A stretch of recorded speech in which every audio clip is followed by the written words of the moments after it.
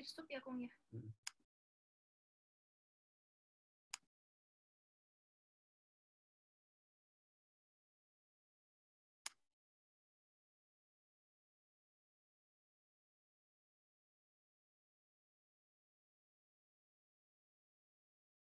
Yang tak terbatas, malam ini saya akan berdiskusi dan berlatih demi kesejahteraan semua makhluk.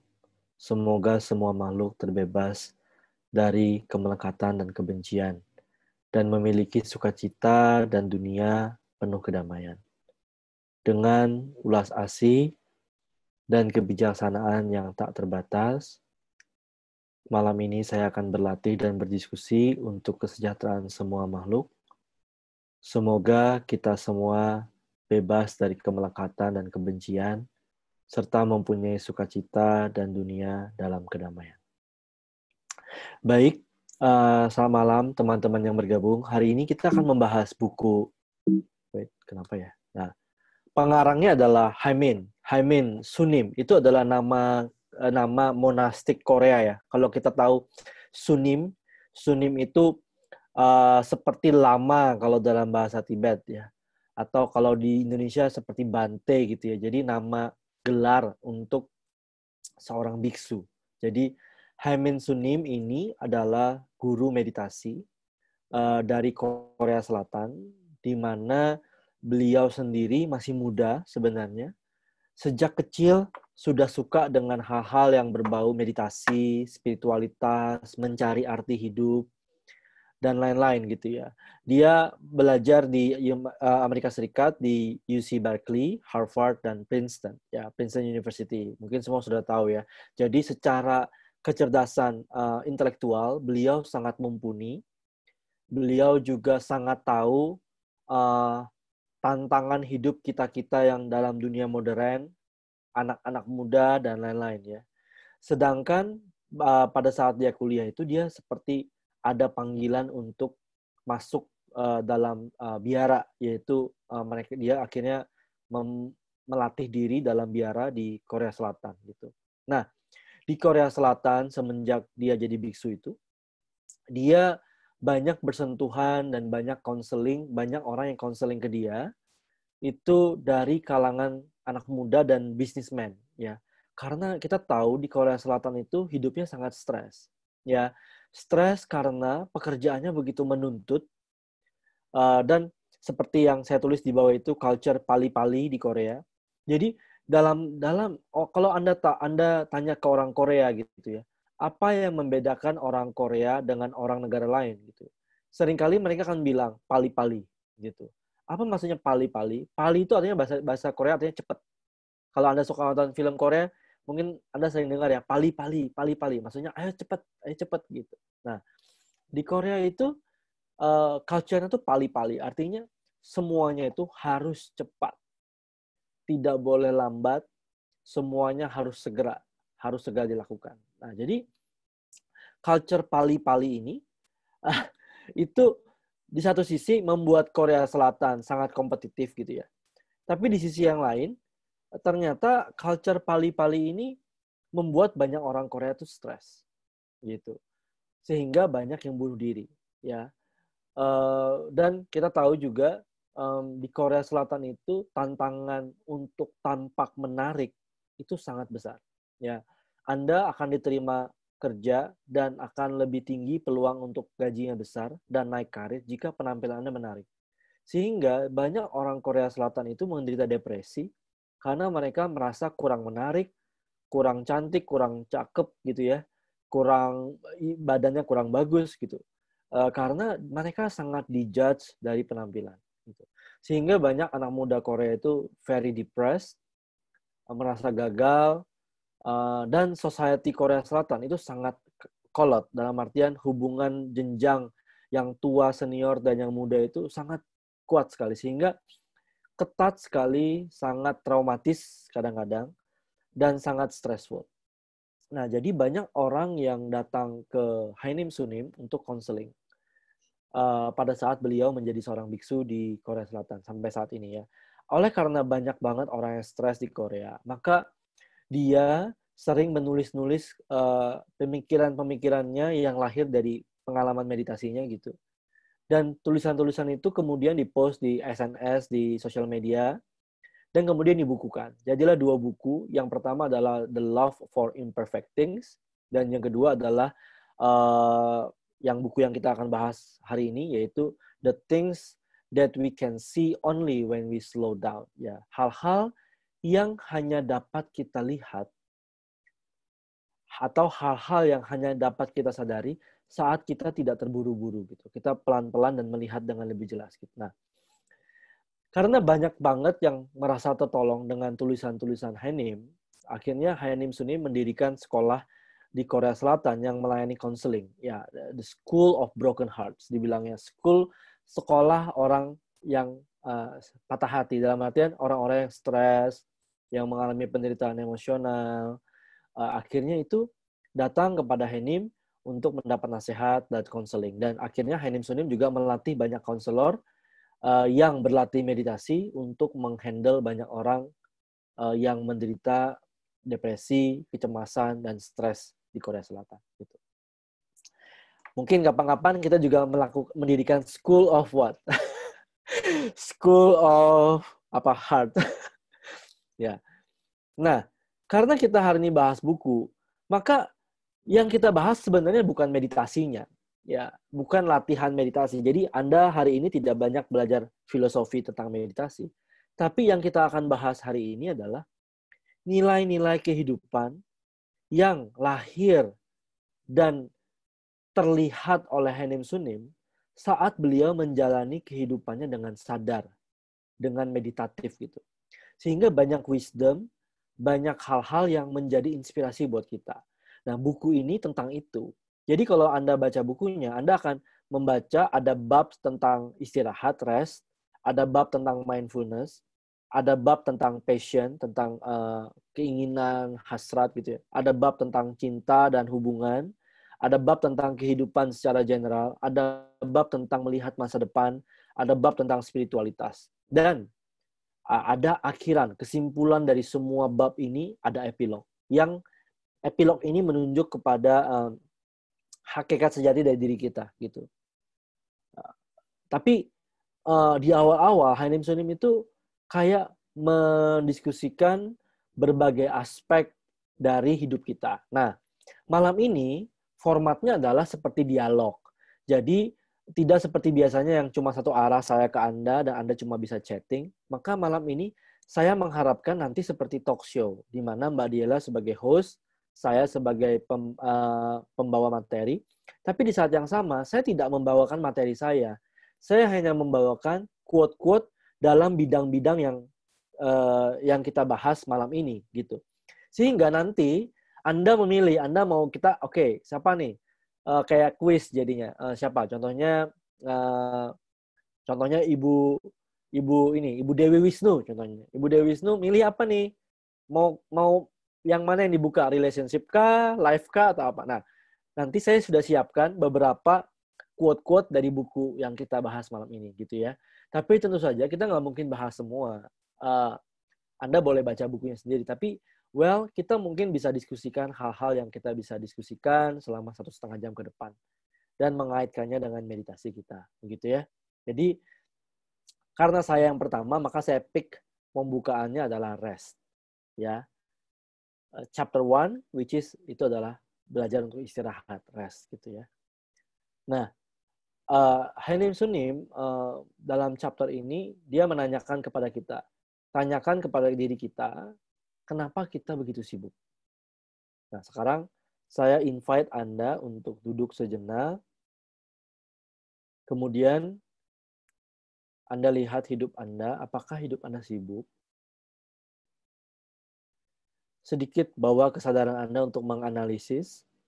Kalau Anda sibuk saat ini, atau Anda merasa Anda sibuk, kenapa sih Anda sibuk? Ya, kita coba renungkan sebentar ya. Mengapa saya sibuk?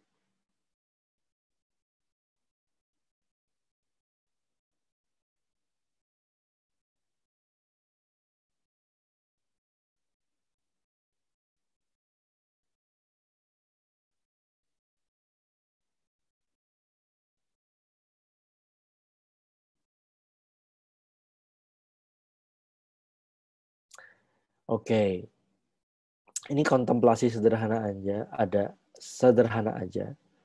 Pasti dari setiap kita banyak yang sibuk dan masing-masing secara superficial mungkin memiliki alasan yang berbeda-beda kenapa kita sibuk gitu. Tapi kalau kita boleh telisik lebih dalam, ya, sebenarnya ada kegelisahan yang membuat kita itu jadi harus doing something yang membuat kita akhirnya sibuk gitu. Nah, pada saat kita sibuk, quote pertama yang Hainim Sunim tulis di buku ini adalah pertanyaan gitu ya. Saat when everything around me is moving so fast, saat segala sesuatu di sekitar saya itu bergerak begitu cepat, saya berhenti dan bertanya kepada diri saya sendiri, apakah dunia ini yang begitu sibuk atau sebenarnya pikiran saya atau batin saya gitu? Is the world that's busy or my mind? Sekarang kan kita sering kayak, gue sibuk, aduh sibuk banget ya, aduh pekerjaan nggak kelar-kelar. Kita kayaknya melihat dunia sibuk banget gitu. Nah, Hanim Sunim menantang pemikiran itu, dia bilang, apakah dunia yang beneran sibuk atau sebenarnya batin kita sendiri yang sibuk? Ya. Nah, saya mengundang Anda untuk bereksperimen dengan pertanyaan ini ya. Kita duduk sejenak, tegakkan tulang belakang Anda, dan sadari saja diri Anda dan apapun yang Anda alami saat ini, bahwa batin Anda hadir di saat ini bersama tubuh Anda.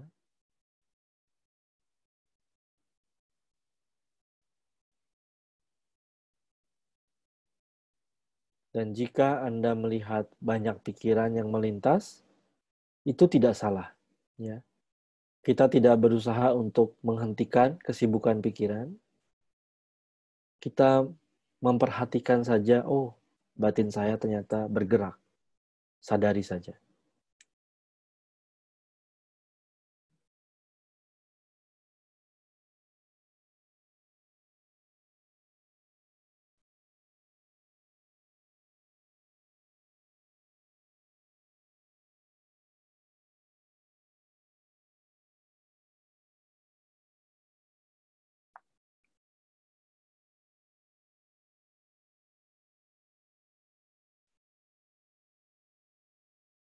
Mungkin ada image, mungkin ada pikiran tertentu, mungkin ada memori apapun yang melintas.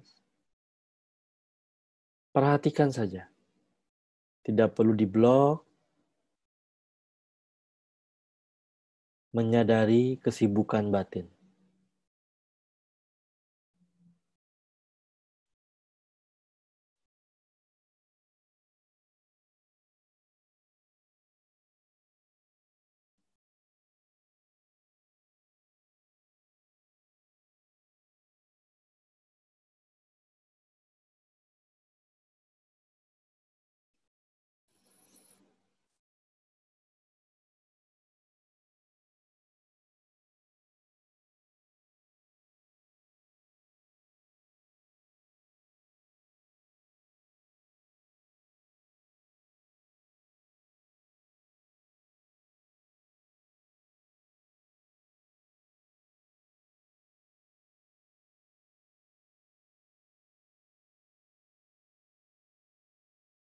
Jika batin Anda begitu sibuk, itu tidak salah. Memang biasanya seperti itu.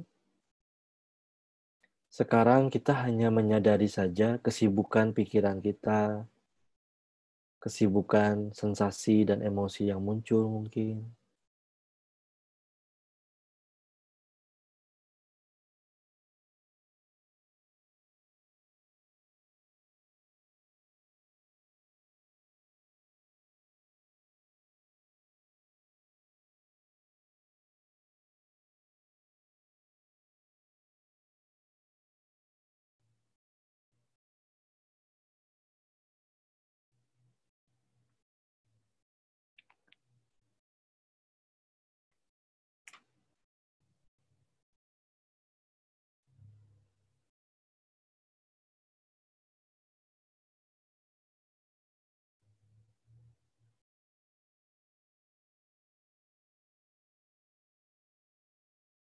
Mungkin ada pikiran-pikiran tentang apa yang harus dilakukan sesudah ini atau besok. Sekarang diperhatikan saja. Oh iya, batin saya sibuk. It's okay. Sekarang kita menyadari kesibukan kita.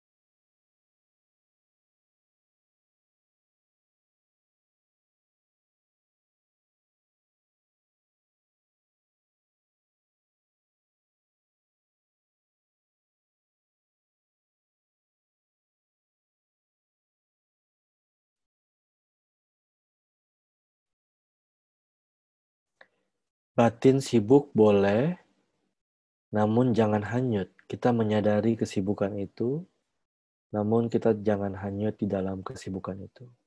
Sadari saja.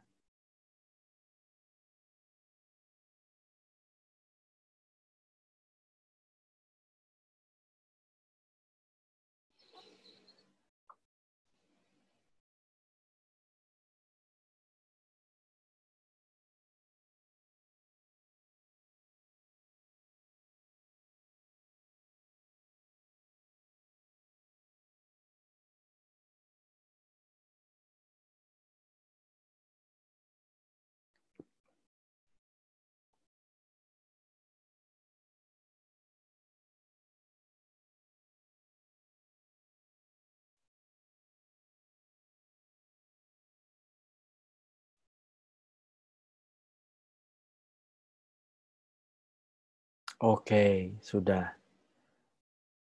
Nah, ada yang punya pengalaman nggak?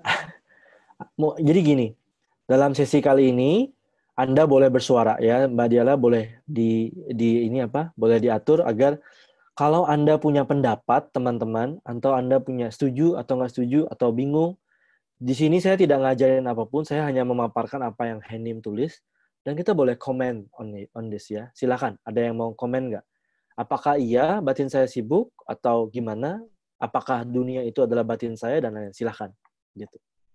Ya, untuk teman-teman yang mau bertanya, ini silakan sudah saya unmute, jadi teman-teman bisa raise hand dan nanti silakan di-unmute. Silakan, ada nggak yang punya pengalaman mungkin? Semoga bisa interaktif ya, karena diskusinya akan diperdalam saat interaktif. Ini Dr. Yudi, ini sepertinya teman-teman masih belum ada pertanyaan Itu nih. Dian Wibowo raise hand.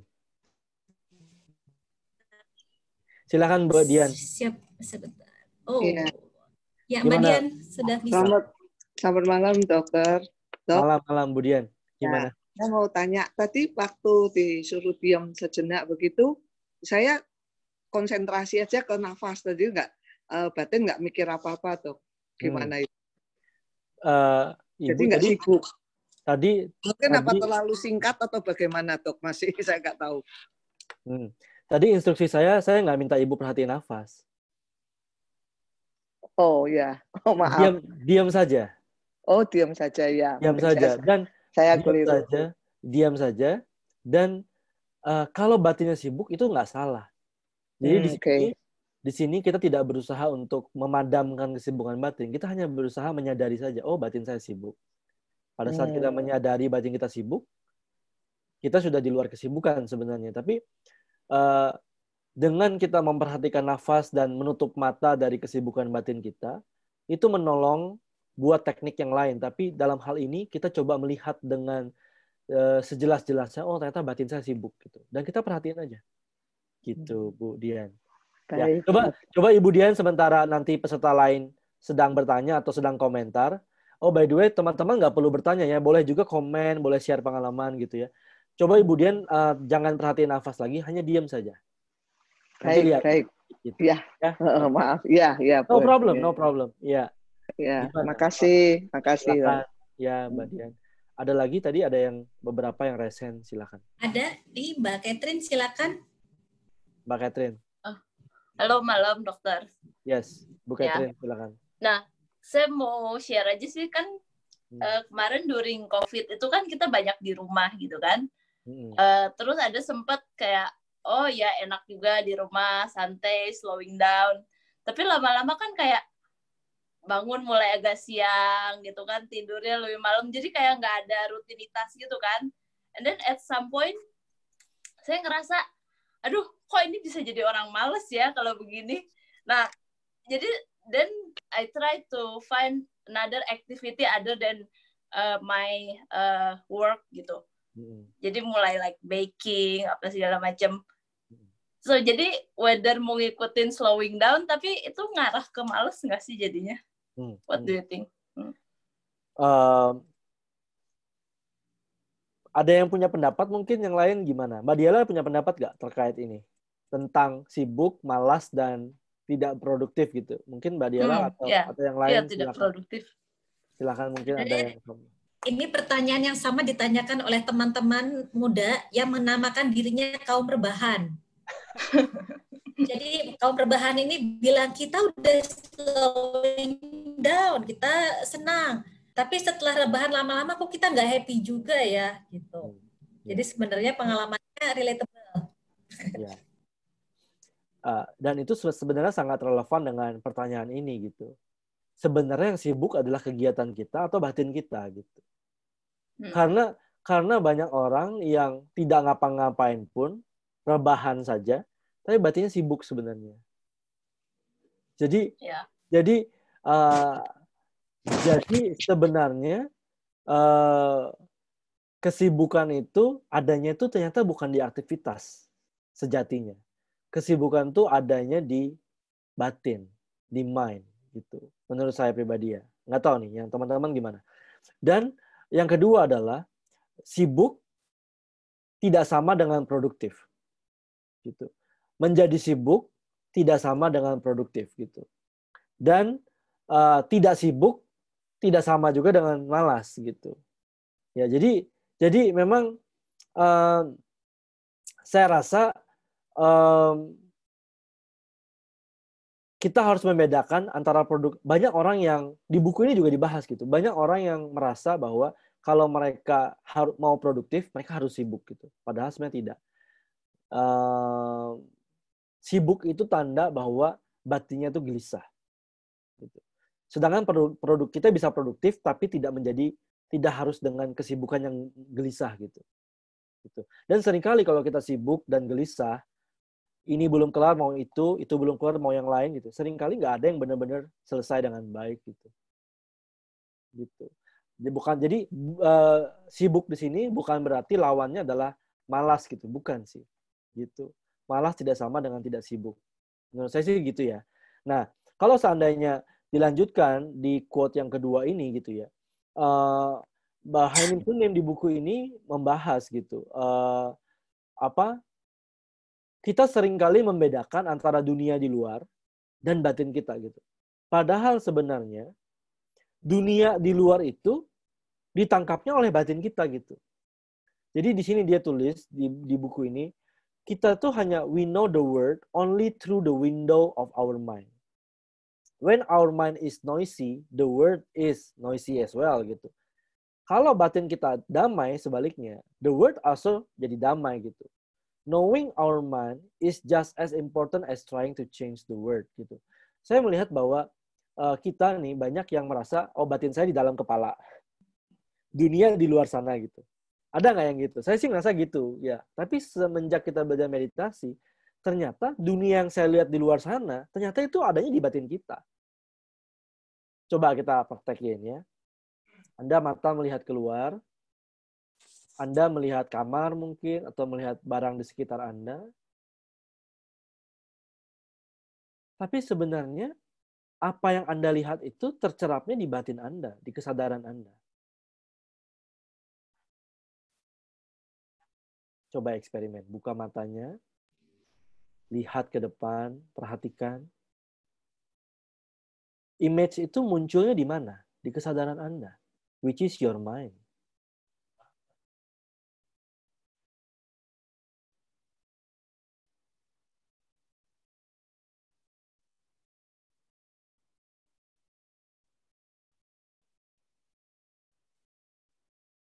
Dan mungkin telinga mendengar suara. Suara itu juga ditangkapnya di mana? Di kesadaran Anda, which is your mind.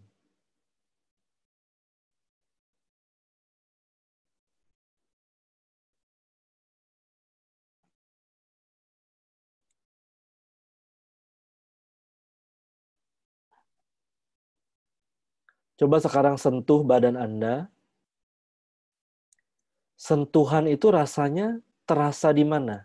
Siapa yang menangkap sentuhan? Siapa yang tahu ada sentuhan?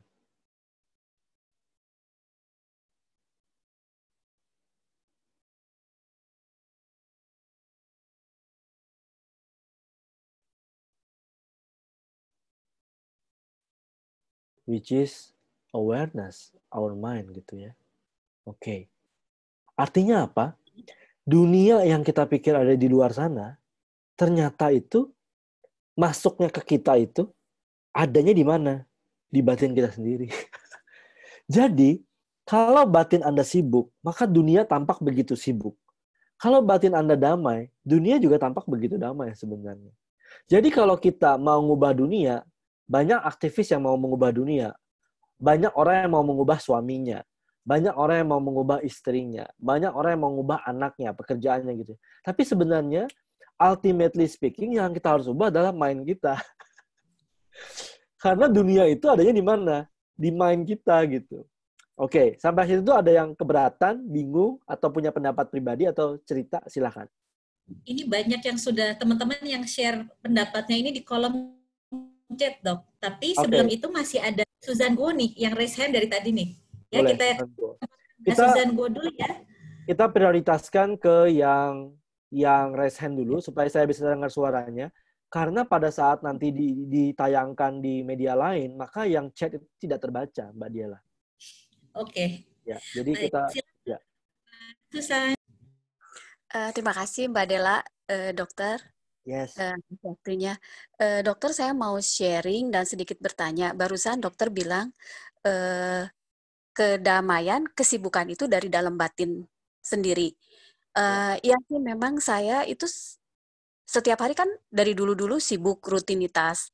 Cuman saya merasa ada yang nggak beres selalu. Jadi saya selalu melis apa yang nggak beres. Kerjaan saya satu-satu saya tulis.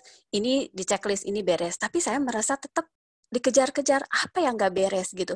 Sampai saya setelah mengenal meditasi lebih tenang.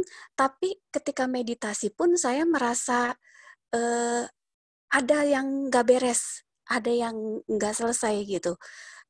Saya melihat Yang Mulia Mingyu Rinpoche, kalau meditasi kan wajahnya sepertinya tenang, beres. Itu saya pengen gitu seperti itu. Ya itu saya mau sharing seperti itu dan mohon tanggapannya. Terima kasih. Thank you ya. Mbak Diela ada tanggapan nggak tentang sharing dari Bu Susan? Menarik ya yang tadi Bu Susan bilang ya. Ini saya sendiri juga sepakat kalau untuk soal kesibukan itu adalah sesuatu yang memang kita latih. Kalau pengalaman saya sendiri selama bertahun-tahun ini kan saya sibuk. Kadang-kadang ketika mengerjakan dulu satu proyek di Aceh, kerja itu bisa 24 jam. Karena kita memang mengerjakan untuk post tsunami reconstruction. Nah, tapi anehnya semakin saya sibuk, semakin kita terburu-buru, justru malah ada yang salah, ada yang salah, semakin terburu-buru, semakin terkena deadline, semakin banyak yang salah, semakin capek, semakin frustrasi. Setelah belajar meditasi ini, 2 tahun ini saya baru coba eksperimen, kalau ketika sibuk saya malah stop dulu semua, akhirnya saya duduk, diam, fokus, kadang-kadang rest aja di awareness. Anehnya Dok, yang kelihatannya kayak cuma duduk diam itu, setelahnya malah kayak lebih cerah gitu, lebih tahu apa yang dilakukan. Mungkin jadi saya sudah share yang sama juga nih sama Mbak Susan. Iya. Nah, tapi Mbak Susan tadi, Ibu Susan, Susan Guo bilang bahwa dia selalu punya habit untuk merasa selalu ada yang nggak beres gitu. Karena habit berpikir seperti itu, makanya batinnya sebenarnya selalu merasa nggak beres kan. Sehingga dia ke dunia, manifestasinya dia selalu mencari mana yang nggak beres gitu. Jadi selalu ada yang terlihat tidak beres gitu.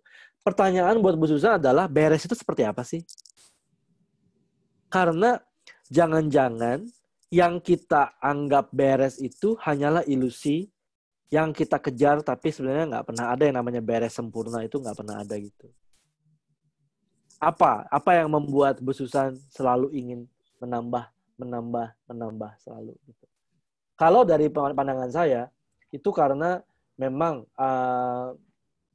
dalam pandangan meditasi seperti yang kita bahas waktu-waktu lalu ya, bahwa cakra itu ada ignorance karena Ibu Susan tidak mengenali hakikat dari Ibu sendiri, sehingga selalu merasa ada yang harus ditambah.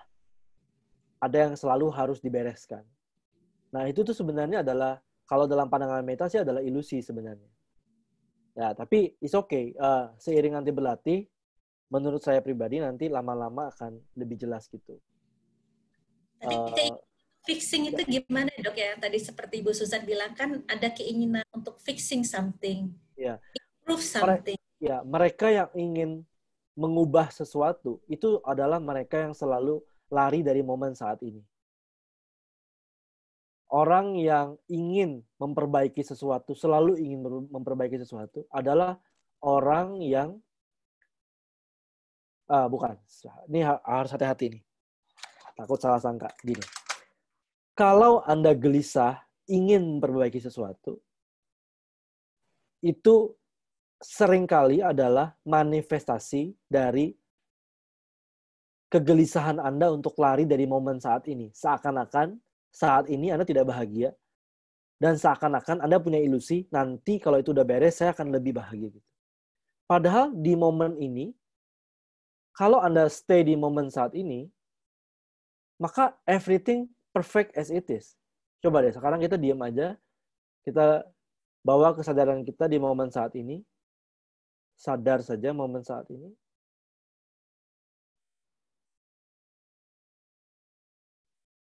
Maka di momen saat ini, hidup terjadi apa adanya. Life happens as it is.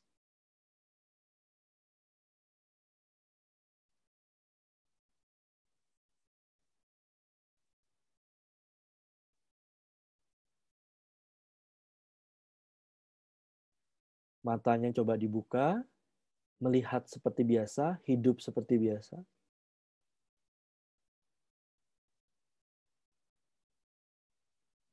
Saat Anda sepenuhnya ada di sini, hadir di sini, batinnya tidak lari ke masa lalu atau masa depan, maka di saat ini hidup terjadi sempurna apa adanya. Dan kita istirahat di situ.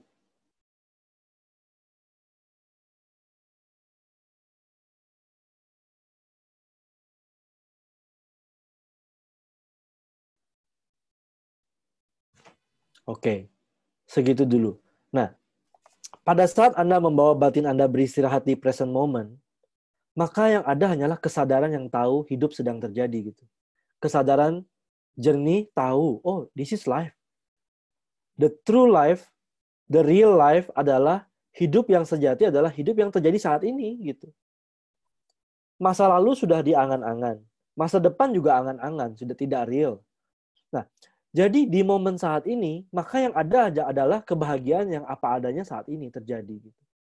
Tapi yang bercerita nanti masa lalu seperti apa, masa depan harusnya seperti apa, itu adalah pikiran.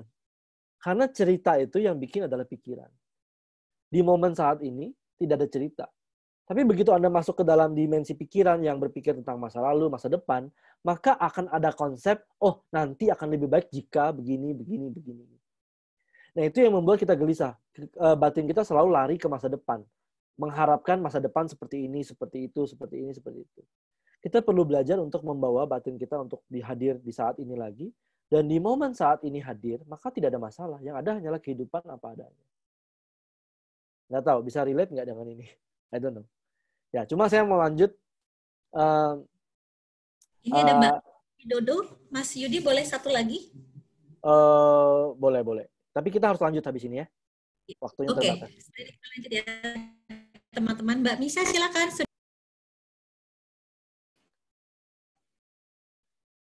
Mbak Misha, silakan. Suaranya Mbak Diala agak putus-putus.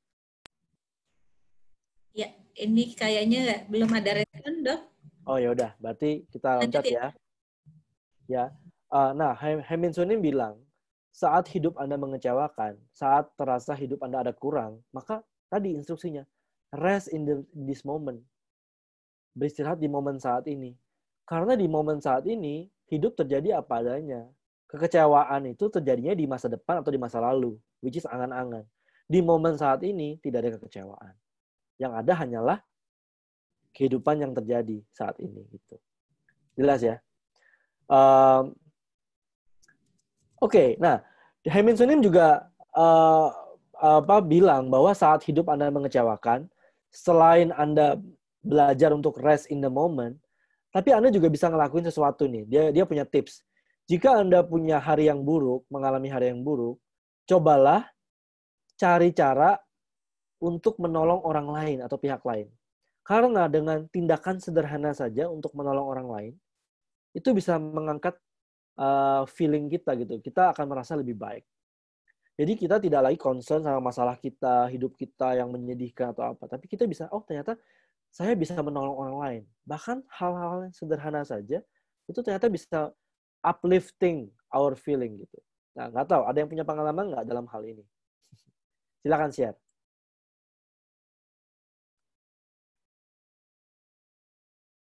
Pada malu-malu ya share kayaknya. Silakan, ada yang mau share nggak? Nyalakan video, nyalakan ininya. Oke, ini ada Mbak Christine Wijaya dan Mbak Mira. Silakan. Halo. Hai. Ya. Gimana? Tadi kan katanya kalau kita lagi bad day, maksudnya kita bantu orang. Gimana kalau orang yang kita bantu gitu merasa kok kita jadinya menggurui gitu loh. Apalagi saya misalnya udah 2 tahun nih meditasi, jadi kan ya kita lebih tenang, udah bisa kasih sharing gitu loh. Tapi kayaknya di telinga orang lain kayaknya kita terlalu munafik terus jadi menggurui. Gimana menurut dokter? Ya, tergantung dari cara kita menasihati orang sih. Memang amannya adalah ya kita nggak usah menasihati yang aneh-aneh, tidak usah kayak, karena seringkali kalau orang punya masalah, yang mereka butuhkan bukan nasihat kita. Yang mereka butuhkan adalah telinga yang mendengar dengan hadir dan sadar gitu. Jadi mungkin nanti kalau ibu bertemu dengan orang yang punya masalah lagi, yang ibu tawarkan bukan nasihat ibu, tapi telinga ibu untuk mendengar dan hati yang mendengar gitu. Jadi kita mendengar tidak hanya dengan telinga, tapi kita juga mendengar dengan hati gitu. Karena saat kita hadir buat dia sepenuh hati, tidak berusaha. Jadi ada orang yang gini nih, dia dengar nih, dia mendengar bukan untuk memahami, dia mendengar untuk menjawab gitu. Itu penyakit saya sih. Istri saya kadang-kadang kalau cerita, saya tunggu waktu nih, kapan gue jawab. jadi husbands, well, I don't know if you can relate with this, but karena saya juga di profesi kan sebagai dokter ya, jadi seringkali yang mereka harapkan nasihat. Tapi yang mereka butuhkan sebenarnya bukan nasihat saya, karena nasihat kita itu terkesan menggurui karena kita tidak ada dalam shoes-nya mereka. Gitu. Jadi pemberian terbaik adalah kehadiran kita, telinga yang terbuka dan mendengar, dan hati yang sadar dan memahami gitu. Jadi seringkali mereka nggak perlu nasihat tentang meditasi. Seringkali saat kita mendengar dengan meditatif, itu memancar buat mereka. Jadi saran saya buat ibu, next time kalau mau ngasih bantuan nasihat, mungkin lebih baik bantuannya adalah mendengar dengan sadar dan penuh perhatian. Gitu. Oke? Mbak Mira tadi ya? Ada Bu Mira? Ya, Mbak Mira. Silakan Mbak Mira.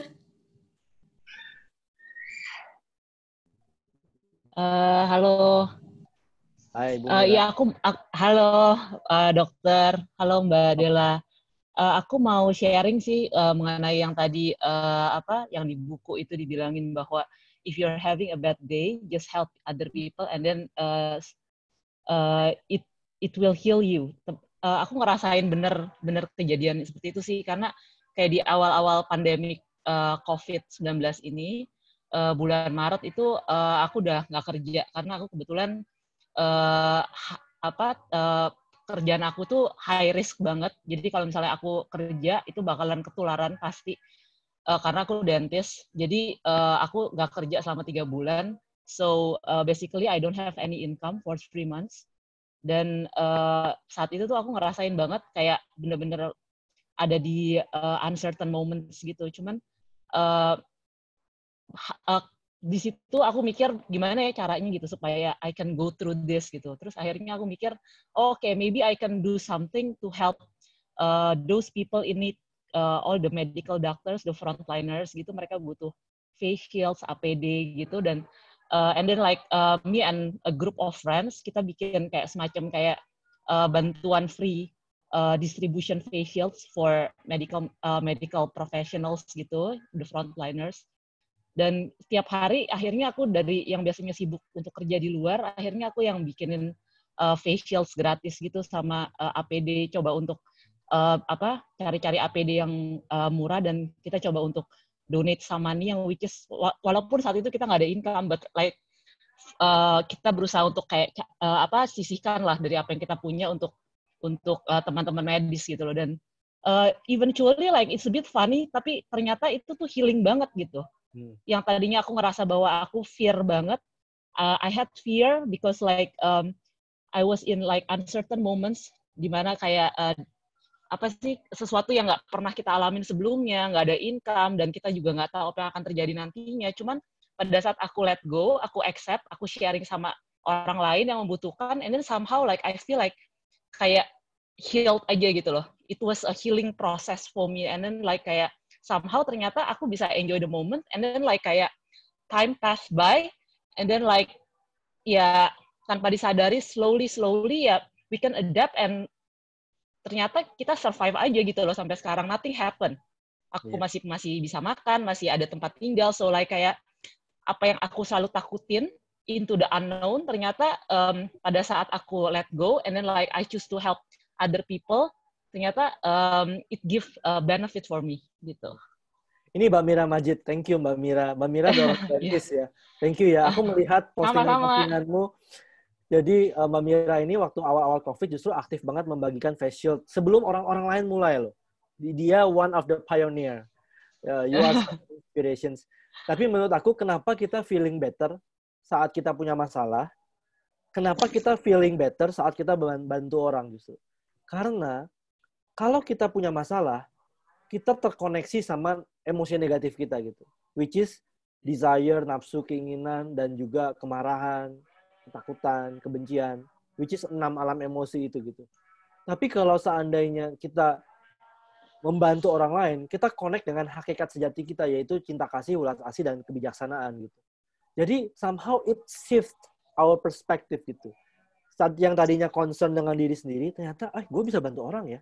Dan di saat kita merasa bahagia bisa bantu orang itu, kita mengalami yang namanya confidence without pride. Saat, oh ya, I can help others gitu. Oh ya, ternyata gue bisa bantu orang gitu. Ada rasa percaya diri, confident, tapi tanpa kesombongan. Lama-lama bisa jadi sombong, tapi at that very moment, oh ya, ada kayak kepercayaan diri, dan oh ya, ternyata gue bisa bantu. Dan nggak mesti hal-hal besar, tapi hal-hal kecil, kayak kadang-kadang ya, saya merasa tukang Gojek gitu ya. Tukang Gojek itu nggak ada kembalian gitu. Tapi sometimes, contohnya, tagihannya tuh 43.000. Tapi uang saya 50.000 dan dia nggak ada kembalian. Kadang-kadang, waktu kayak kita ngasih uang itu ke dia, dan Pak, kembaliannya buat Bapak saja gitu. Dan dia merasa terima kasih ya, terima kasih. Sampai dia kayak, well, hal sekecil itu ternyata dia happy dan saya ternyata happy juga gitu. Dan saya terharu kadang-kadang dengan itu. So, ya, kalau Anda mengalami hari yang buruk, cobalah menolong orang lain. It will make you feel better. Nah, sekarang Anda silakan pilih nih, kecuali epilog ya. Kecuali rest dan epilog. Mana yang Anda mau buka kotaknya? Silakan. Ada yang mau resen, yang mau buka? Ini ada Khalid. ada Ibu Sumarni Pingnomo. Oke. Silakan. Mau buka yang mana, Bu? Silakan, kuis mana yang mau dibuka?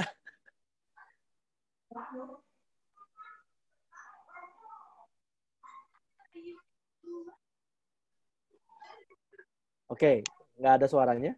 Mungkin yang lain dulu. Ada yang mau buka kotak yang mana? Teman-teman, silakan. Waktu terus berjalan. Nitsa tuh, Nitsa. Passion, Dok. Oke, ini ada Passion. Oke, passion. Dari siapa tadi passion? Dari Hartono, Dok. Oh ya, Pak Hartono. Sebentar ya. Ini kayak kuis ya. Passion. Mana passion? Bentar. By the way, quote-quote-nya tuh banyak. Tapi saya tidak mungkin copy paste semua di sini ya. Jadi saya hanya menampilkan saja, oke, inilah passion. Gitu. Apa sih passion itu? Passion itu kayak gairah gitu ya. Nah, Haemin Sunim memberikan nasihat, jinakkan semangat Anda. Dalam artian kayak semangat itu baik, passion itu baik, tapi passion dan semangat itu harus dijinakkan. Kenapa? Ini dia. Karena menurut Haemin Sunim, orang yang paling berbahaya adalah orang yang punya semangat, punya passion, tapi tidak ada kebijaksanaan. Gimana Pak? Menurut Bapak tentang quote ini? Setuju. Gitu. Ada yang mungkin mau ngulik nggak kira-kira dari buku? Kenapa passion harus dibarengi dengan kebijaksanaan gitu? Yuk silakan, mungkin ada yang lain. Ini Mbak Nitsa, SB Momo apa atau Ibu Ada Momo? suaranya, ada suara anak kecil yang bicara, mungkin boleh di-mute dulu itu. Siapakah itu? Sebentar di sini. Oke. Dari Alit kayaknya tadi. Ya, Alit mungkin mau bicara, Alit. Alit, gimana Alit? Silakan, siapa aja yang mau nanggepin quote ini? Ya, ini ada Nitsa SB11 dan Momos. Silakan ini sudah di. Oke. Saya nanggepin boleh ya, Dok? Boleh, Pak. Kalau menurut saya itu kalau passion memang nggak diimbangi dengan wisdom itu, jadi akhirnya cenderung kita itu lebih membabi buta ya, karena ada istilahnya pancaskanda ataupun emosi atau keinginan itu semakin dipenuhi itu maka sisanya itu akan lebih serakah untuk lebih dan lebih. Makanya itu perlu diimbangi dengan kebijaksanaan agar kita tahu kapan kita harus maju, kapan kita harus menahan diri, dan ya agar tidak lebih terjerumus ya kalau dalam istilah begitu sih. Oke. Itu aja sih. Thank you. Mungkin boleh di-mute semua dulu Mbak Dela karena ada suara-suara yang aneh. Nah,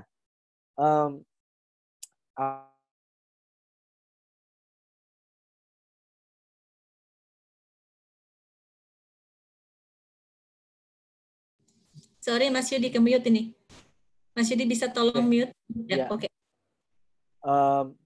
Jadi teman-teman, nanti Anda boleh unmute, tapi kalau Anda mau ngomong aja ya. Jadi kalau Anda tidak mau ngomong, mungkin boleh di-mute gitu. Nah, Haemin Sunim di buku ini menceritakan kenapa dia punya insight ini. Karena waktu itu Haemin Sunim itu dia sempat berprofesi sebagai pengajar. Dia mengajar banyak orang gitu.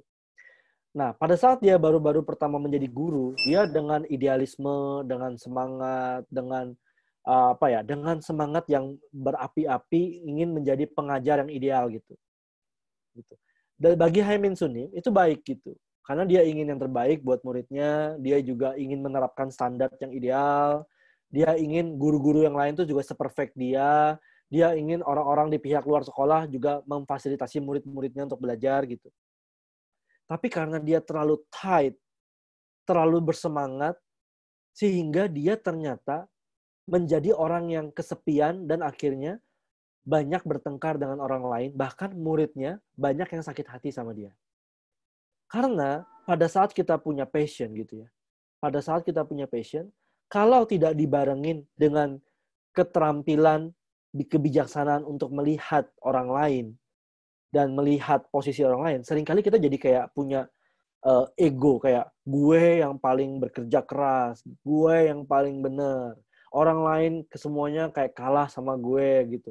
Semua orang nggak ada yang benar selain gue. Dan akhirnya kita malah bitter, kita malah dry, dan kita nggak pernah akan cocok sama orang lain gitu. Karena passion kita itu seperti api, dan api itu mengkonsum atau menghanguskan diri kita. Akhirnya kita malah semangat di awal tapi hangus di akhir gitu. Jadi semangatnya itu tidak diarahkan dengan baik dan mencapai targetnya, tapi malah kayak hangus gitu. Dan menghanguskan diri. Jadi penting untuk mengembangkan kebijaksanaan, penting untuk punya semangat, penting juga untuk punya kebijaksanaan.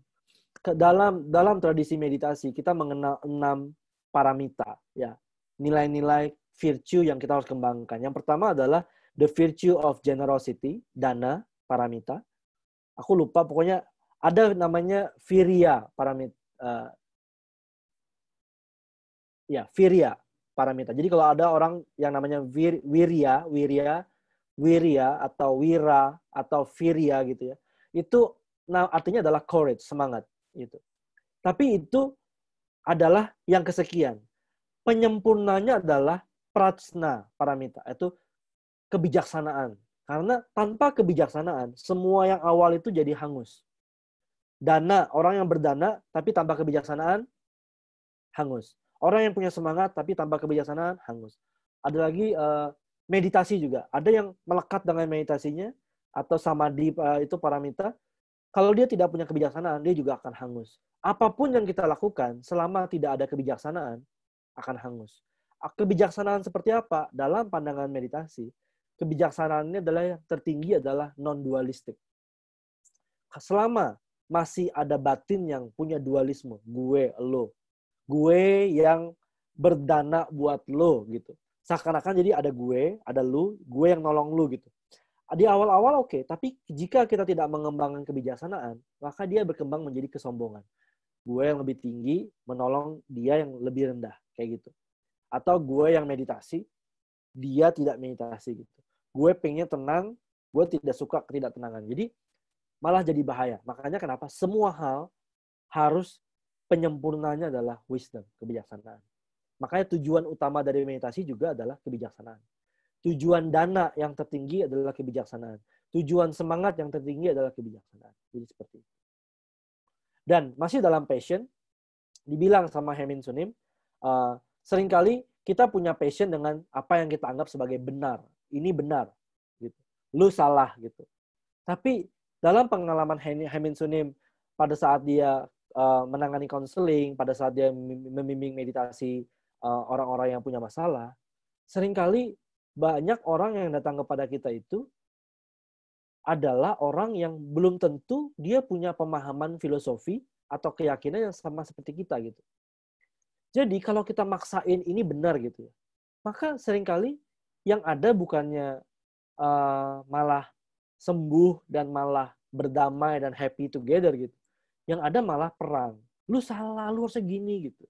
Kalau nasihat kita begitu, maka yang ada adalah yaitu nggak enak gitu jadinya. Jadi Hemin Sunim bilang being right itu lebih penting daripada happy together itu lebih penting daripada being right. Rukun bersama dan happy together, saling mengerti, itu lebih penting daripada siapa yang menang, dari benar gue yang benar atau lu yang benar gitu. Lebih penting. Nah, mungkin ada yang mau sharing nggak dari pengalaman pribadi atau apa yang Anda pernah alami dari hal ini? Silakan. Ya, ini yang mau tanya nih, Dok. Sebentar ya, Mbak Nitsa, silakan. Oh, halo. Thank you. Hai.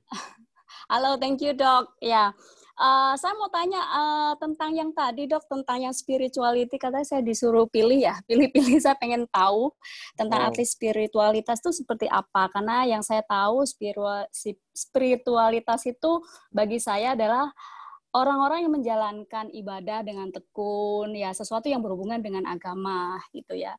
Dan sebenarnya sih ada pandangan lain dari situ. Nah, saya pengen tahu dari buku itu menganggap spiritualitas itu seperti apa gitu. Oke, nanti Thank habis you. ini kan masih passion. Nanti kita akan bahas spiritualitas. Oke, Ya. thank you Tapi dok. apakah ada yang mau komen dulu tentang hal ini sebelum kita meditasi sebentar? Ada yang pernah punya kasus nggak? Gontok-gontokan mana yang paling bener-beneran, akhirnya malah unhappy. Sebenarnya sharingnya akan sangat menarik ya dok ya, karena benar itu kan relatif ya. Sebenarnya saya juga tertarik dengar pendapat teman-teman dan pengalaman teman-teman nih. Bagaimana kalau dua belah pihak merasa sama-sama benar? Itu ada Mang Ovi itu. Atau Nikita Jacqueline Torres. Kan? Ya, silakan Mbak Nikita, sudah di-unmute. Nikita silakan. Ya. Suaranya kurang jelas. Suaranya kurang jelas, sorry Nikita. Kenapa? Suaramu kurang jelas. Boleh diulang? Jelas apa belum? Nah, sekarang lebih jelas.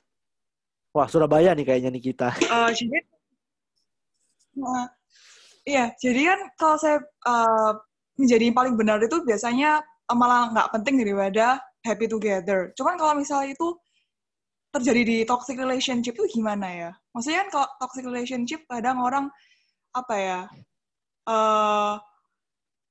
Misal nih, yang satu punya pendapat A, yang satu punya pendapat B. Terus kayak akhirnya merasa dirugikan, yang pihak A merasa dirugikan karena pendapat dari pihak B. Nah itu kan kadang kayak apa ya? Hal ini agak berseberangan sama konsep toxic relationship kayak gitu. Paham nggak ya? Paham.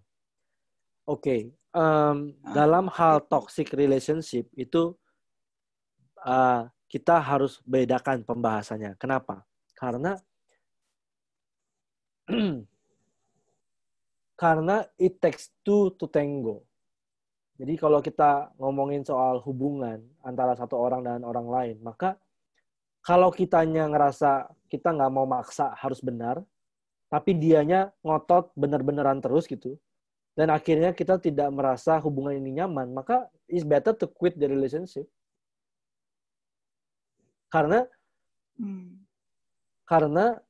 usaha untuk happy together itu harus dari dua belah pihak kalau dalam hal hubungan. Ini quote ini adalah untuk niat kita pribadi gitu. Oke, gue nggak boleh maksain kebenarannya gue karena kebenaran gue belum tentu itu kebenarannya orang. Daripada gue berdebat tentang keyakinan gue, kebenaran gue, maka lebih baik ya udah, oke, let's agree to disagree, let's being happy, let's enjoy life together gitu. Itu konteksnya. Tapi kalau dalam relationship, yang satu ngalah dan ingin happy together, tapi yang satu exploit atau toxic dan memanfaatkan dan toxic dalam artinya menyakitkan, maka let's being happy together dengan berpisah gitu.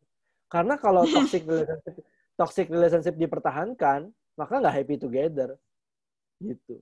Saya tidak setuju dengan orang yang harus. Saya setuju gini. Hubungan itu tidak permanen.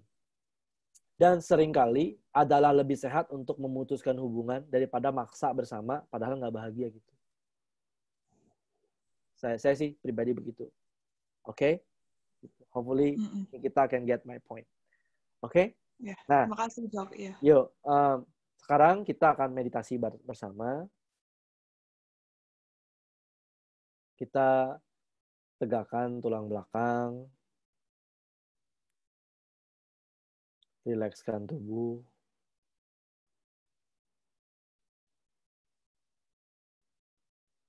Mari bawa kesadaran kita menyadari nafas.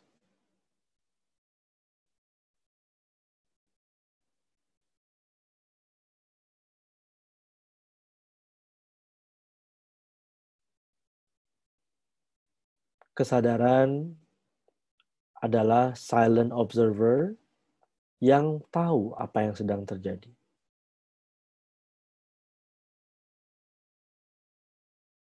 Saya sadar, saya sedang bernafas.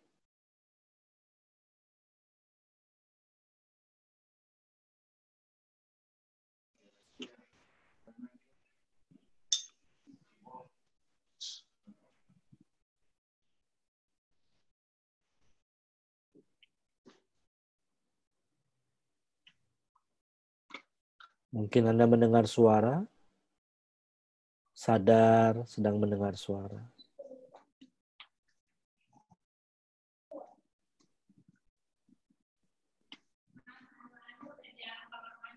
Oh iya, makasih ya, Ma. Ada yang bersuara, sadari ada suara. Suara tidak mengganggu kesadaran. Sama seperti nafas, tidak mengganggu kesadaran.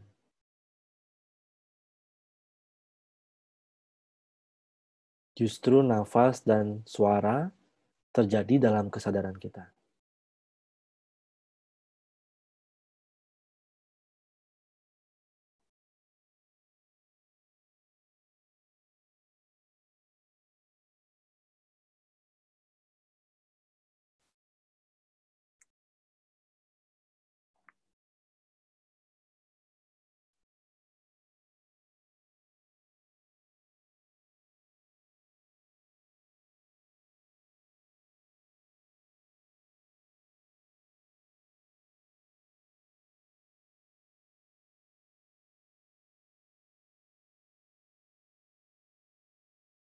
Sadari nafas masuk, sadari nafas keluar.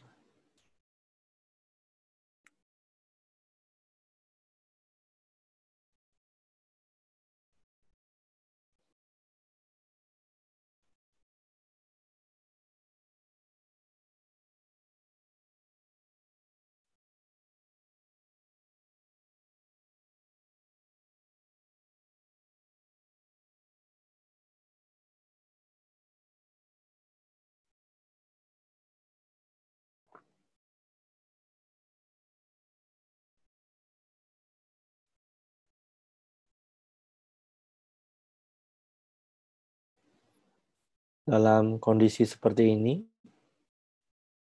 maka ada nafas dan juga ada kesadaran yang tahu ada nafas.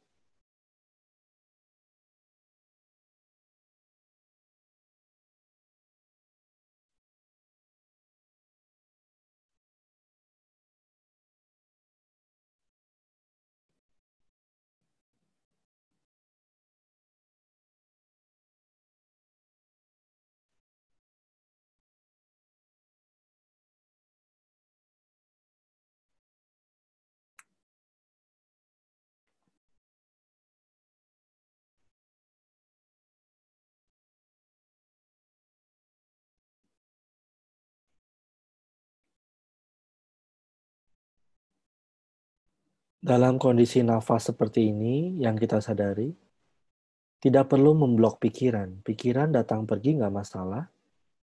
Dia seperti di background.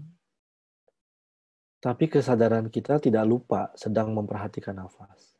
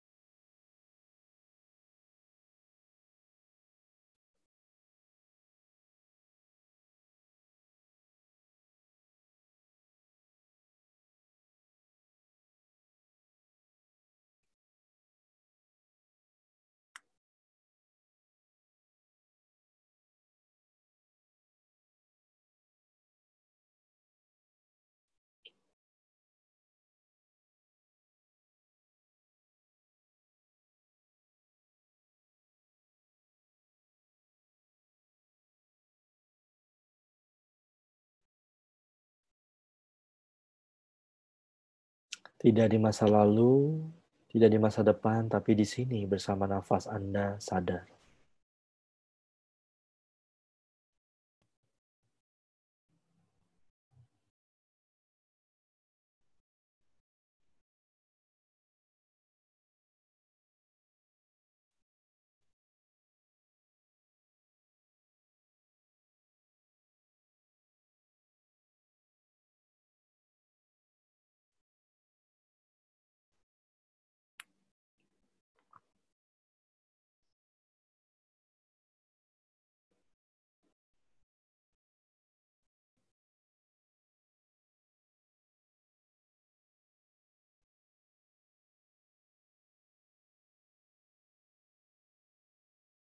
Oke, lepaskan meditasi Anda. Tidak perlu lagi meditasi. Namun tetap hadir di saat ini.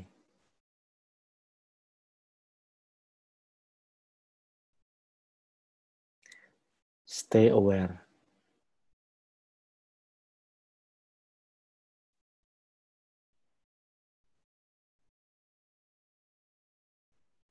Oke, sudah. Tadi ada box yang dibuka, yaitu box spiritualitas. Nah, spiritualitas. Nah, di bukunya Hemin Sunim, menurut saya pembahasan spiritual itu dibahas menurut saya cukup ringan dan cukup menarik menurut saya gitu. Kenapa? Karena Hemin Sunim sendiri itu dia itu punya keluarga.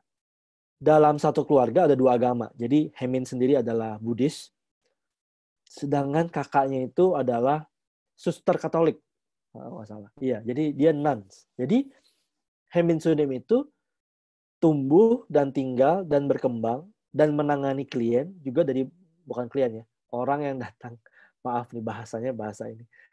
Menangani orang yang datang konsultasi ke dia itu dari banyak agama. Dan kebetulan di Korea itu banyaknya agamanya adalah Buddhis dan Kristen, ya, Kristen Katolik dan Kristen Protestan gitu. Jadi keluarganya Hemin sendiri itu 2 agama. Yang pertama dia sebagai biksu, tapi kakaknya itu suster Katolik. Gitu. Menarik ya. Gitu. Nah, dalam pertemuan 2 agama itu, maka isu mana agama dan mana spiritualitas menjadi pembicaraan yang menarik gitu. Di dalam buku ini juga Hemin Sunim menulis tapi quote-nya nggak saya masukin di sini, tapi dia ada bilang bahwa jika Anda berhenti di ritual, tidak menangkap esensinya, maka semuanya akan tampak berbeda gitu. Tapi jika Anda dari tradisi agama manapun yang mengajarkan kebijaksanaan, jika Anda masuk lebih dalam dari ritual, maka mereka akan bertemu dalam kebijaksanaan. Ya, jadi dalam pandangan Hemin Sunim, spiritualitas itu adalah penggalian, pencarian akan kebenaran gitu. Bisa melalui jalur yang tampak melalui agama, tapi bisa juga tanpa agama gitu. Karena banyak orang yang berspiritualitas, tapi mereka tidak merasa connect dengan agama gitu. Dan kita nggak bisa paksa. Contohnya di Indonesia. Indonesia kan cuma ada 6 agama. Tapi kan di dunia ini kan banyak banget sistem agama yang berbeda dan juga sistem aliran kepercayaan yang tidak dapat dimasukkan sebagai definisi agama menurut pemerintah. Yang mutusin ini agama atau bukan kan itu ini ya, manusia gitu ya. Ya, jadi spiritualitas itu lebih ke apa ya? Ke esensi dari pencarian, esensi penghayatan. Banyak orang yang beragama tapi mereka tidak menghayati dengan baik gitu. Mereka tidak spiritualitas. Nah, dalam hal ini Hemin Sunim itu ada menulis ini. Ya. Sama seperti iman saya itu berharga dan berarti bagi saya. Bukankah juga itu sama dengan orang yang berbeda? Iman mereka juga berarti buat mereka gitu. Sama seperti ibu saya itu, saya sayang sama ibu dan ibu itu penting buat saya. Bukankah buat tetangga saya dan ibunya juga penting buat dia gitu. Jadi Hemin Sunim itu menyamakan spiritualitas seseorang itu sesuatu yang sifatnya itu intimate, pribadi, personal, dan dekat di hati gitu. Kalau Anda beragama tapi Anda tidak dekat di hati dengan agama Anda, itu berarti big question mark. Artinya, dan saya dalam pandangan saya pribadi, mohon maaf, dalam pandangan saya pribadi, saya lebih mendukung mereka yang mencari daripada yang mereka harus dipaksakan cocok dan harus stay dan mengenakan label agama tertentu karena itu yang dari dulu dia kenakan atau keluarganya kenakan gitu. Saya pribadi berkelana dan menurut saya perjalanan spiritualitas itu saya dapatkan dari mana saja gitu, dari agama maupun tidak gitu. Banyak juga guru-guru spiritual yang bukan dari agama yang saya tekuni saat ini gitu. Tapi karena spiritualitas itu dekat di hati, personal, pencarian pribadi akan kebenaran gitu ya. Maka itu precious to us, sehingga kita jangan menghina penghayatan spiritualitas orang lain. Karena bagi orang itu, penghayatan dia itu juga dekat di hati dia gitu. Dan sama seperti mama saya sayang sama mama saya, tetangga saya yang punya mama berbeda juga sayang sama mamanya gitu. We have just different mother gitu. Jadi Haemin Sunim itu menekankan konsep bahwa jangan menyinggung iman atau penghayatan agama orang lain gitu. Karena itu personal dan masing-masing berbeda. Saya nggak tahu, apakah dari antara Anda ada yang tumbuh besar dari kalangan agama yang berbeda dan mungkin Anda sekarang, mungkin ada yang mau sharing nggak? Ini menarik menurut saya. Menarik di saat yang sama sensitif. Silakan jika ada yang mau sharing. Silakan teman-teman bisa raise hand, nanti saya unmute. Yang bisa mau berbagi pengalamannya tentang hal spiritualitas, silakan.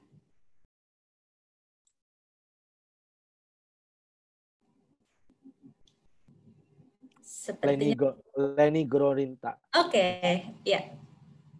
Thank you Leni. Please share your opinion. Leni.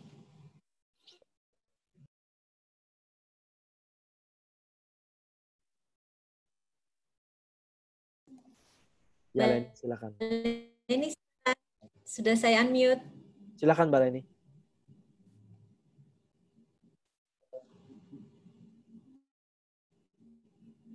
Kok jadi diam? Baik. Oke. Nah. Oke. Sepertinya terpencet ini Mbak Leni. Oke, nanti silakan. Ada silakan. lagi yang lain? Nah, Stephanie Tang. Stephanie. Ya, silakan Stephanie. Oke. Hai Steph, silakan ya. Sudah di-unmute. Halo. Oh, hai. Hai, ya. Okay, so saya besar di Singapura dan di sana itu kayaknya bebas agama. Nah, ibunya saya tidak pernah paksa saya mengikutin agama Kristen. Walaupun dia pergi gereja atau apa, tapi tidak pernah ada paksaan. Jadi saya selama ini sudah banyak kebebasan ya untuk eksplorasi banyak agama, banyak percayaan, juga yang bukan agama, universalism atau apa. Dan ini tantenya saya yang di Surabaya dari dulu kan Buddhisme, Buddhis gitu. Jadi waktu saya balik ke Surabaya untuk 1 bulan, 2 bulan, liburan sekolah, saya ingatnya tuh dari dulu pasti di rumahnya tantenya saya tuh ada buku-buku dengan buku-buku agama Buddhis. Dan untungnya banyak dia pergaulan dan interaktif dengan komunitas Buddhisme di kelenteng in the temple.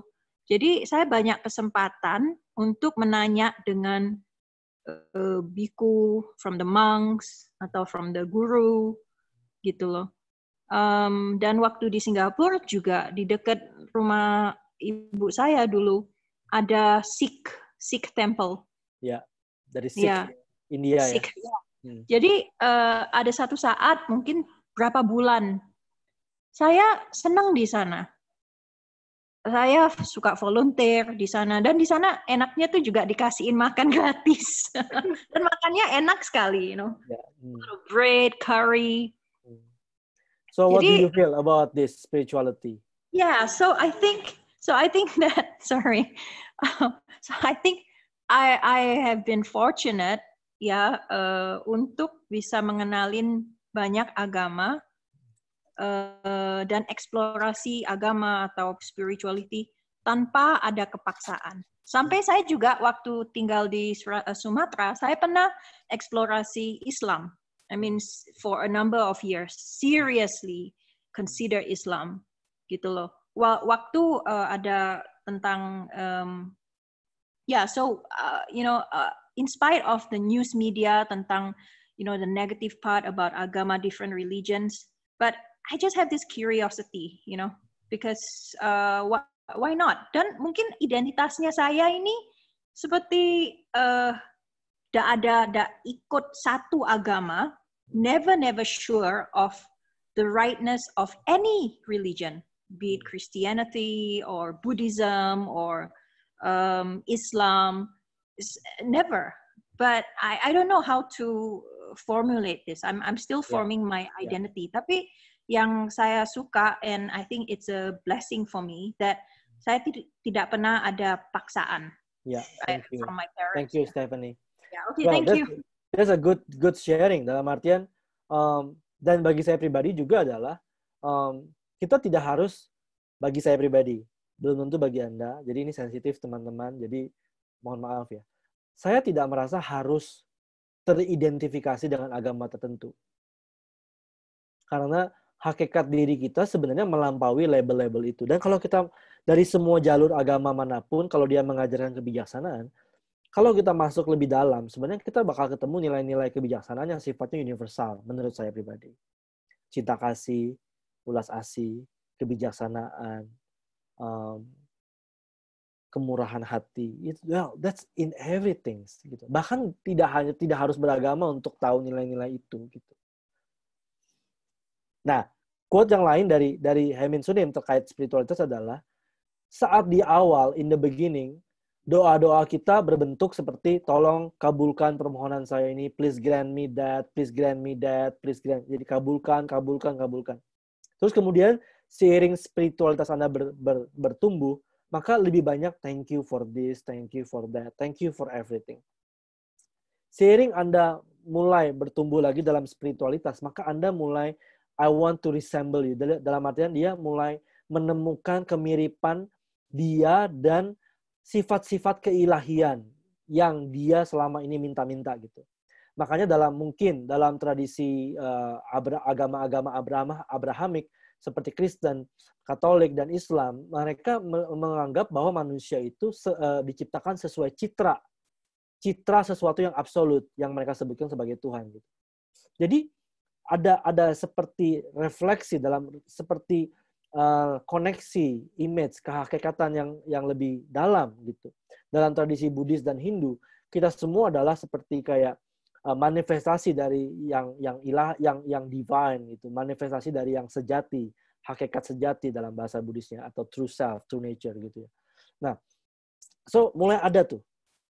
Tapi seiring spiritualitas kita bertumbuh, maka Haemin Sunim puncaknya adalah kita mengalami sesuatu yang melampaui kata-kata, dan kita tidak lagi berdoa dengan kata-kata kita just being in total silence. Just be. Karena sudah nggak ada lagi yang harus diungkapkan gitu. Nggak ada lagi yang harus diminta. Just be as it is gitu. Which kita tahu itu sebenarnya adalah kondisi meditatif. Gitu. Dalam artian kita tidak lagi memperhatikan nafas, kita tidak lagi harus minta ini, minta itu. Kita be as it is. Oke, sekarang kita latihan. Kita bring our whole being in total silence. Bahwa seluruh batin tubuh Anda hadir di sini.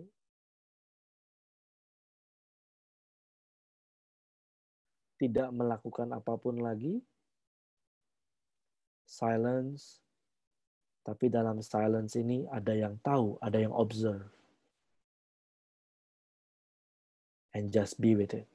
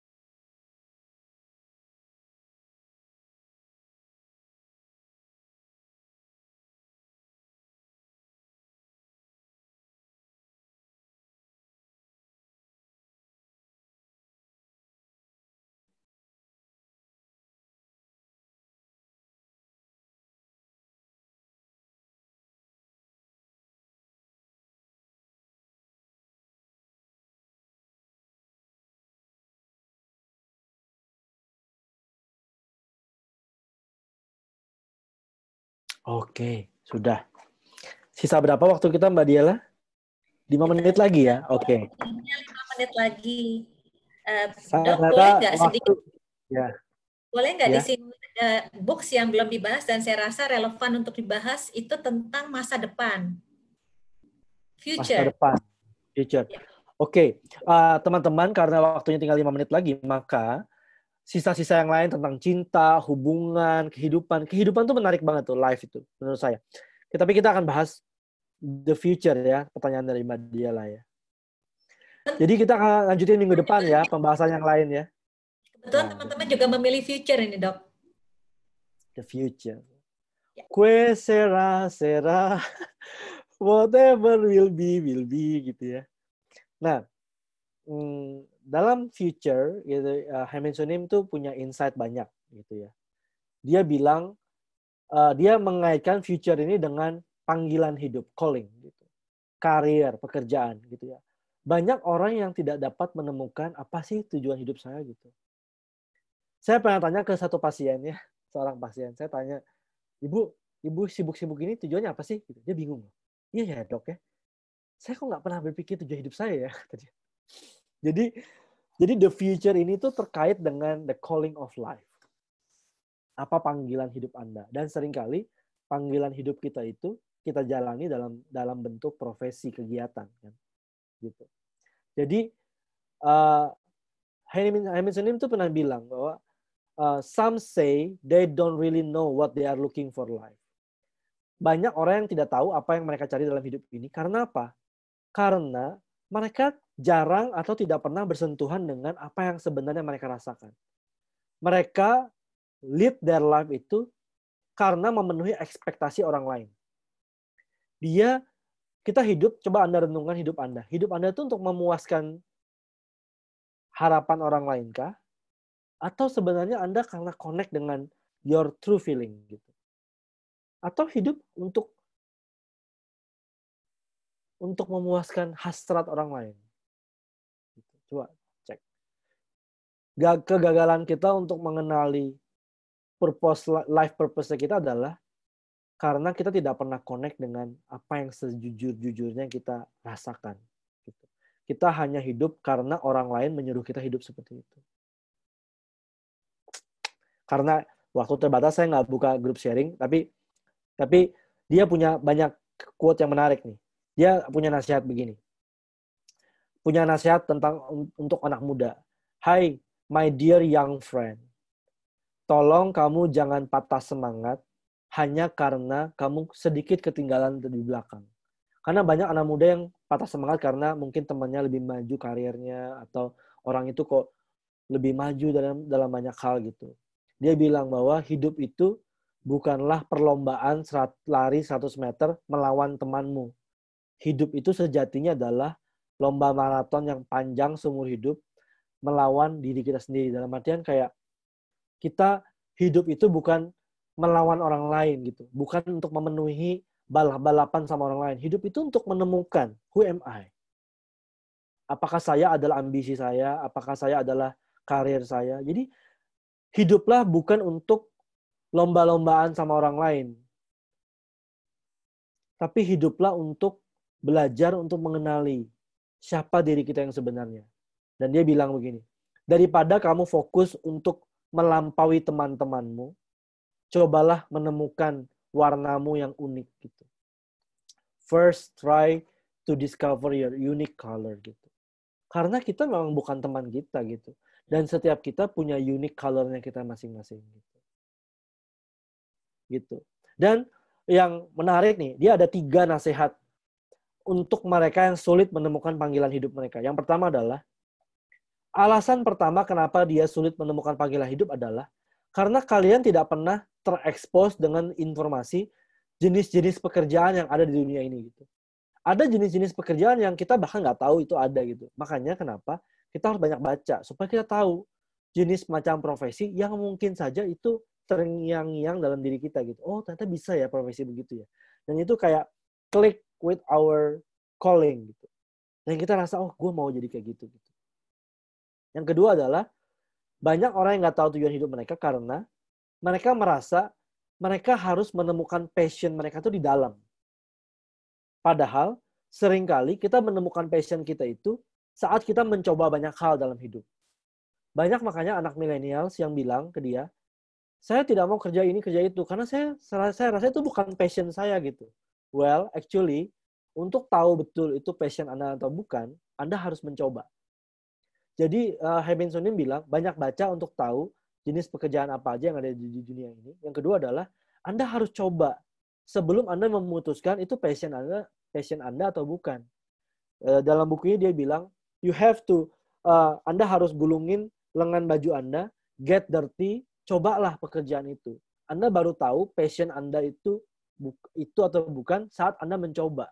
Gitu. Yang ketiga adalah, banyak orang yang nggak tahu tujuan hidup mereka karena mereka tidak mempunyai awareness yang cukup tentang apa yang mereka pahami tentang diri mereka dan orang lain. Nah, kalau Anda ikut belajar meditasi, maka poin ketiga ini harusnya kalau Anda terus mengikuti sesi-sesi kita, maka nomor ketiga ini akan berkembang pasti. Gitu. You will have sufficient self-awareness about yourself and others. Gitu. Tapi yang nomor 1 dan 2, Anda harus baca, Anda harus banyak try many experience. Oke, Mbak Diala, kita tutup atau gimana?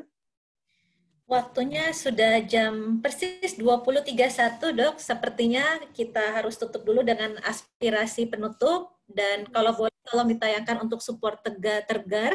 Ya, kita acara ini kita ajakan gratis, tapi kami sangat terbuka bagi Anda yang ingin mensupport acara ini, karena kita perlu membayar Zoom dan lain-lainnya. Gitu.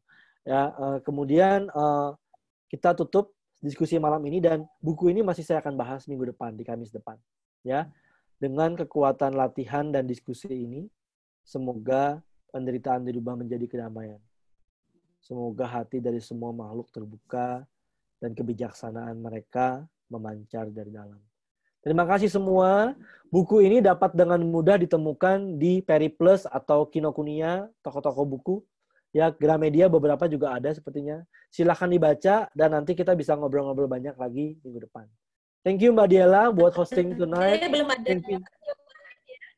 Thank you semuanya. Belum ada terjemahan dalam ya. Ya, nggak ada dalam bahasa Indonesia. Ya, thank you semuanya. Bye-bye. Thank you Mbak Diala. Terima kasih. Terima kasih. Mau mengucapkan juga untuk selamat long weekend untuk teman-teman semua yang akan menghadapi long weekend. Terima kasih. Terima kasih. Bye-bye.